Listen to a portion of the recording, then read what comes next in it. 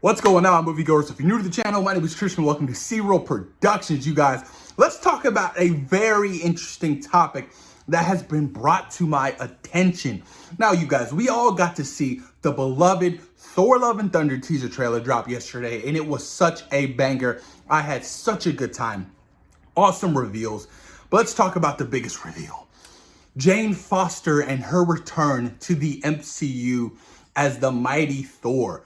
This is definitely a redemption arc of her character, you guys, that is being handled by Taika, and I cannot wait to see how he delivers on every single level. Because honestly, Jane Foster was always just a boring love interest in Thor 1, Thor the Dark World. You know what I mean? It was just kind of boring, whatever. And then Thor and her broke up, and that was it. And then she was in a little bit of Avengers Endgame. But let's talk. Falcon and the Winter Soldier also dropped, right? Last year. And we got to see a great story arc, a great continuation of Sam Wilson in the MCU alongside Bucky Barnes, the Winter Soldier. My favorite Marvel show on Disney Plus so far. I just love how it tackled political and social issues. It was brilliant. The whole Isaiah Thomas? No, Isaiah who? I forgot his name. Completely forgot his name.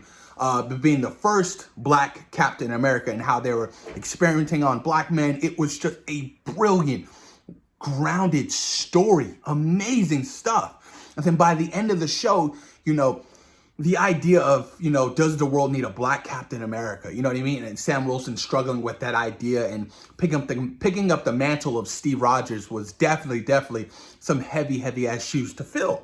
And by the end of that series, you see him with the Wakandan, you know, Captain America outfit with the wings and the shield. It was an iconic moment, and I cannot wait to see where they take the story for Captain America 4, you guys. Super excited about it. I'll be down to see if they bring the Russo brothers back for a Captain America 4. That would be a lot of fun to see, you guys, honestly. So we got to see, you know, the birth of the new Captain America, and we're getting to see the birth of a new Thor. Now, I do believe that Natalie Portman's Thor, Jane Foster, is going to be a huge, important character in the MCU moving forward. I think that she's going to be part of the new Avengers. Now, this leads to the question of, will Thor and Captain America have a love interest in the MCU like they did in the all-new Avengers run?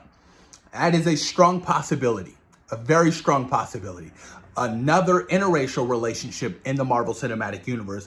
First one of that being Peter Parker and MJ and Spider-Man, you know, all three of the movies. It could be a possibility, honestly. Marvel is always trying to fit in with the times. They're always trying to be adaptable, in which they very much are. I think that's why they're such a huge success. They're hugely successful. It's because they adapt with the times. They understand that the audience that they have is very diverse. You know, and prime example of Eternals. Eternals in the comic books was a bunch of, you know, white dudes.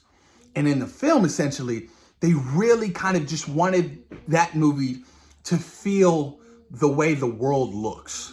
Very diverse. Phaetos being openly gay, being African-American, Makari being African-American, being the first deaf person to be in the MCU, Ajak, you know, being a woman. So they definitely race bent, and they definitely gender bent as well, because they're just adapting to the times.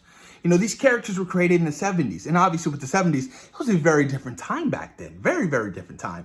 And granted, you have those people who were upset about it, who are upset about the race bending, who are upset about the gender bending and all that good stuff. And I'm not saying you shouldn't be upset. You know, if that's the way you feel, that's the way you feel. You know, it could be very unfortunate, but you have to be able to adapt with the times, and that's what Marvel Studios is great with doing.